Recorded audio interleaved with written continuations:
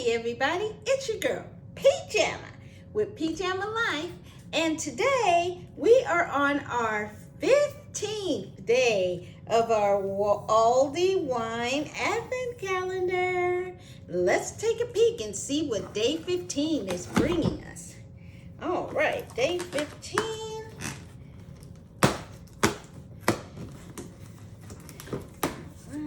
Let's see. Day 15 is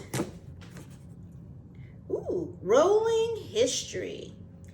And it's another Italian red blend. I'm so excited. Another Italian red blend.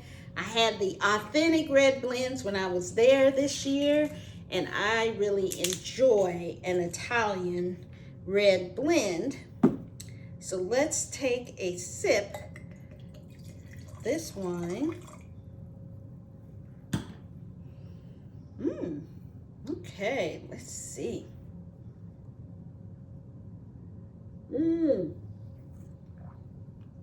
Okay, this baby is what I'm talking about. This is so delicious. This, you could sit after work, have a nice glass of wine with your friends, hang out. I think it would be really good for something, maybe for a holiday dinner that everyone can enjoy, because it would pair well with roasted meats and a ham, glazed ham, as well as mushroom dishes.